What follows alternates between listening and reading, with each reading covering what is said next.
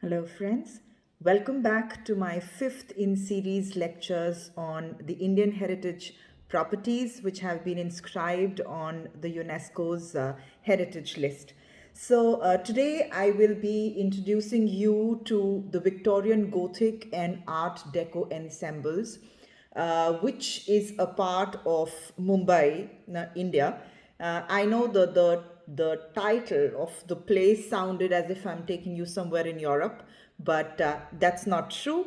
So in 2018, the Victorian and Art Deco Ensemble, which is basically a group of buildings which have been set along a peninsula in the Arabian Sea, were designated as UNESCO World Heritage Site.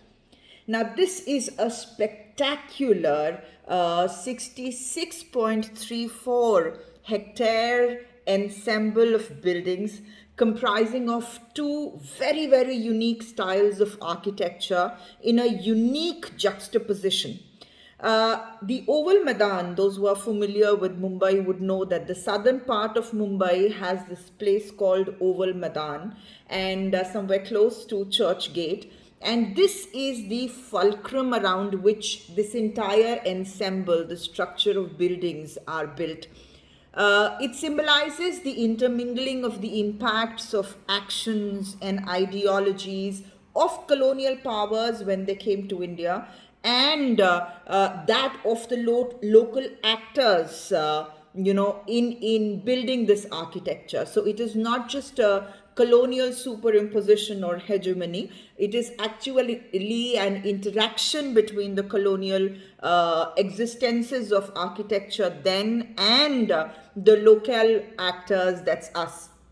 So, on the one side of this ensemble that I'm talking about, we see these imposing Victorian buildings which have been built in the 18th century neo Gothic style by the Britishers in the colonial era. And while on the other side, you have this Art Deco architecture buildings that announce the earliest expression of modernism in early 20th century. Let me just give you a brief of these two architectural styles to make you draw the picture in your mind for those who have not seen these ensembles.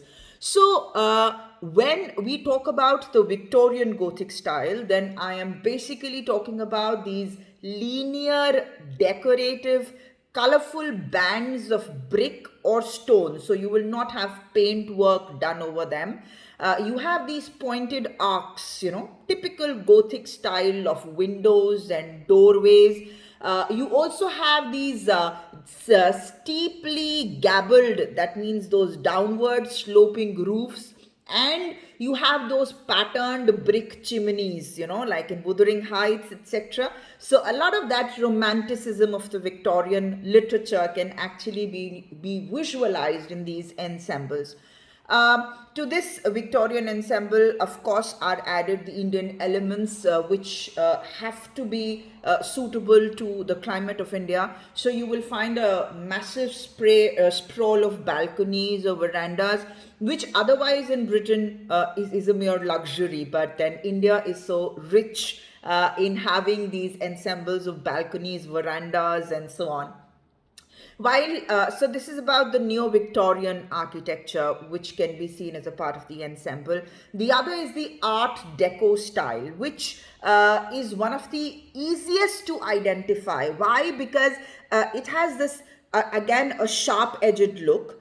But the style is highly geometric in nature. So you'll have geometrical decorative details very, very distinctively. And then you would know, okay, this is the Art Deco style. The development of this Art Deco architectural style was an intentional break with the past precedents in an effort to embody the ideas of modern age.